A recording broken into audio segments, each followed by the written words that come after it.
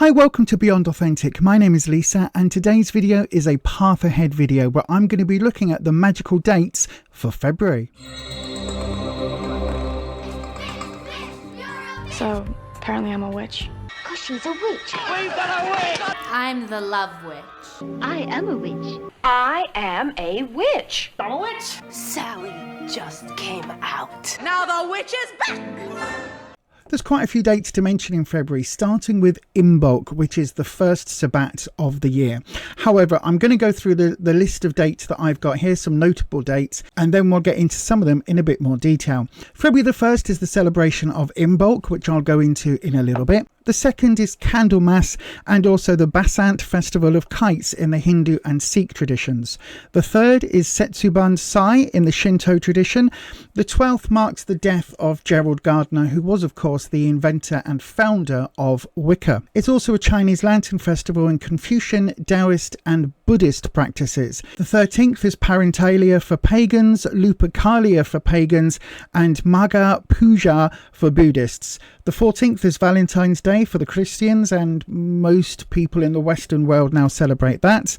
The 14th to 15th is Laylat al-Bara'ah in Islam, and the 15th is Parinirvana for the Buddhists. On the 18th, the Celtic tree month of Ash begins, and the 22nd is the birthday of Imbolc, one of my favourite witchy people from history. The 26th to the 27th of February is Mahashivarati in the Hindu tradition, and the 28th is Losar, which is the Tibetan New Year, and it's also the beginning of Ramadan.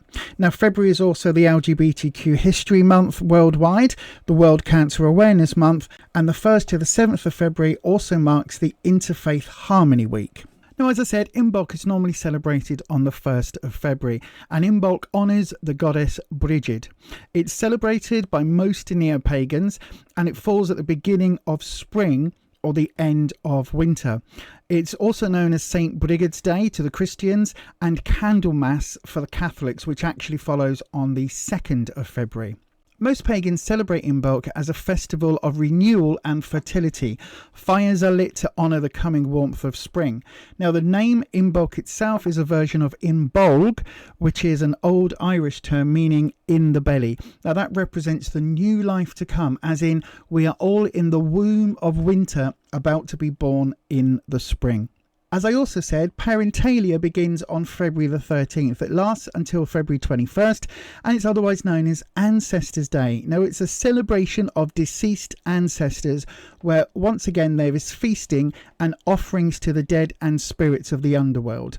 February 14th is widely known as Valentine's Day, but it's also Valis Blot, which is the remembrance of Vali, the son of Odin, who defeated Hord.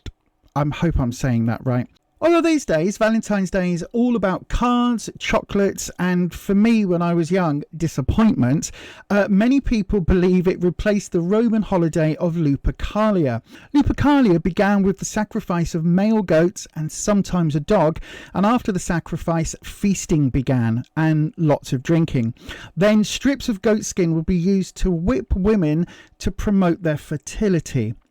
After this, men would randomly choose a woman's name from a jar to be coupled with until the end of the festival. As well as the cards and flowers, these days we also celebrate with fancy dinners and champagne. Now, perhaps this is a bit of a nod to those old feasts. Either way, the romantic and sexual nature of Valentine's Day remains for many.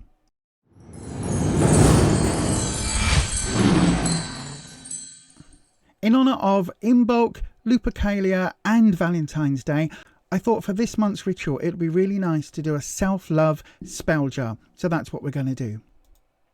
Now, for this ritual you're going to need some sort of spell jar. I've got one of these little ones with a cork top, but any jar can be used for this. So whether it's an old herb jar, an old pot, whatever you've got, if you've got something fancy like one of these, you can use that as well. Whatever you've got, it'll be absolutely fine. Just make sure it's been cleaned and cleansed. Now, you can do that with incense or whatever. These are brand new, so I'm not worrying about that. Well, I say new, they haven't been used. It's been on my shelf for a while, but that's fine. So as well as the little spell jar, I've got some rose quartz chips. If you haven't got any chips, and if your jar is bigger with a big enough stopper, you can just use a rose quartz tumblestone if you've got one. We've got a pink candle, some dried rose petals, some dried calendula petals. I've also got some rosemary, some lavender, and some pink salt. I've also got a little toothpick, because what we're going to do in a minute is inscribe the candle, but we'll get to that in a little bit. So first things first, you just pop your crystals in. Now, as you're doing this, I want you to say to yourself, I am worthy of love. I am worthy of love. I am worthy of love. I am worthy of love. I am worthy of love. However you want to express it. Once you put those in, start with your dried ingredients. Now, it may well be, if your jar is only this big, you won't have space for everything. So just put in little bits of each one. But what you want to do is put enough so that there is a nice smell, if you like. So I've got this rosemary, and as I'm pouring the rosemary in, there we go, I'm saying, I allow myself to be loved. I allow myself to be loved. I allow myself to be loved. Rosemary's a very, very good all-round herb for magic, but especially in self-love spells and things. It promotes protection. It promotes lots of nice, harmonious working. I also find that it helps other spell elements work together. The next ingredient is lavender. Now, you'll find this in a lot of self-love and loving spells because it is such a nice, fragrant herb. And again, it promotes self-love and loving energy. So as we're putting this into our jar, you want to say to yourself, I open myself to love. I open myself to love. Can't get it out of the packet. I open myself to love. I open myself to love. Okay. Next, we use our rose petals. Now, these are dried, so which is why they're discoloured. It doesn't matter because they're going to still have all the properties that rose petals have. It's within them. If, however, you want to use fresh rose petals, you can. Just be aware, if you are putting this somewhere for a little while, if you're going to have it on your altar for a while, with fresh rose petals, it can sometimes go a little bit mouldy and fusty. So just be aware of that. That's why I normally use the dried version. But as I'm putting the rose petals in, I say, I offer my love to others. I offer my love to others. I offer my love to others. Now, I wonder if that's going to be small enough. Yes, it is. Just to tamp that down a little bit. There we go. Next, I'm going to use the calendula leaves. Petals. Now, calendula is just a lovely word for marigold. So again, in the summer months, if you live somewhere where you have marigold flowers growing, you can always pick them and dry them, and then you have them year round. And for this one, I'm saying, I accept and approve of myself. I accept and approve of myself. I accept and approve of myself. I accept and approve of myself.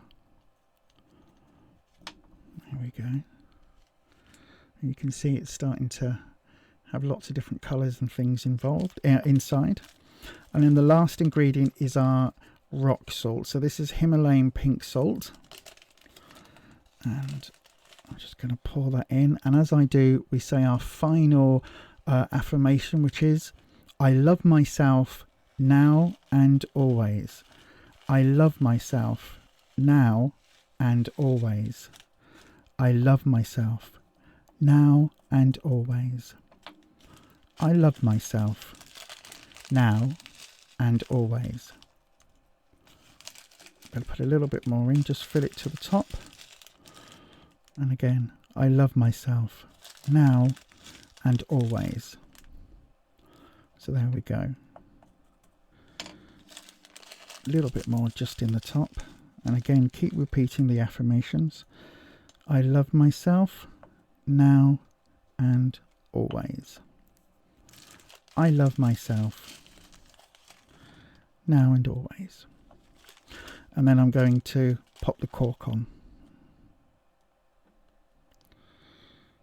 So there we have it. We've got the rose quartz sitting at the bottom with the other dried herbs going all the way to the salt at the top.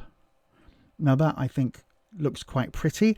Again, because I've mixed the herbs with the rose quartz just at the bottom, you can see it's all sort of mixed in there. I like that personally.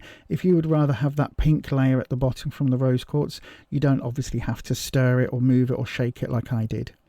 Now we're going to take our pink candle, and using our cocktail stick, we're going to write the word love on the candle. If you haven't got a cocktail stick, something like a needle will be absolutely great. If you've got one of the specific carving tools, that'll be fine. Anything that's got a sharp enough point is useful. Even something like a pencil, as long as it gets that same job done.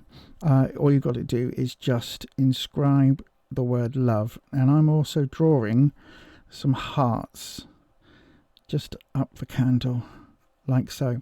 Now, if you wanted to, you could anoint the candle with a particular oil, such as a lavender oil or even a rose oil. Be very careful with rose oil because it can be incredibly expensive, and if you find rose oil that is reasonably affordable, chances are it's a fragrance oil rather than an essential oil. So I would tend to use more essential oils when I use my anointing. However, as you all know, my other half has asthma, and just putting the essential oils on here and burning it, I don't want to do that right now because, again, I don't want to trigger any asthma response. So I'm going to move all of these little herbs out of the way, the little sachets. These will all be available on my website, by the way. I'm still working on the processing for that, but if you want to check out thewitchesroad.co.uk, have a little look at that. So then we've got our candle, and as you can see here, if I hold it up, you can just about make out where I've engraved the word love. So what I'm doing now is I'm just going to light the candle, and I'm going to say the following words. As I ignite this flame, I ignite the love within. I love and approve of myself. I accept and forgive myself. I embrace and nurture myself. Today and every day. So mote it be. I'm going to pour bits of the wax onto the cork on the spell jar. Now again, if you've not used one of these spell jars, you can use anything, but you just want to seal the lid. And again, don't worry too much about this part. The sealing of it is more ceremonial than it is anything else. In the olden days, when corks were about as good as the seals could be, it was obviously more important to seal it with wax than these days, where we have airtight plastic and other sort of seals available. But it also makes it look very pretty with the pink wax. So there you go. So I've sealed it, and now I'm just going to drop a couple of drops on the cork itself to stand my candle on. There you go. And I'm actually just going to let that burn down. I'm going to sit here while that does and just think about the words that I've used today. So again, I love and approve of myself. I accept and forgive myself. I embrace and nurture myself today and every day. Now once the candle is burnt down almost to the top, that's when I would take it off, blow it out, snuff it out and remove the stub, because as you can see, once the flame gets really close, if you are using a cork stopper like I am for this one, you can see it is still flammable, and that candle wax is going to act as an accelerant for that flame, so just be a little bit careful. Now what I would do once I've done this is close any circle that I've opened in whichever way that I would have opened it. Just close it down, and then this can either sit on my altar next to me on my bedside table, but if you want to, you could also take this with you in a little pouch just to remind yourself of that self-love work that we've done. Let me know down in the comment section if you've done this month's self-love spell jar and what you thought of it. Also, please do give me any feedback on this video and this monthly series. It's something new for the channel, and I hope that you're enjoying it as much as I enjoy putting the information together.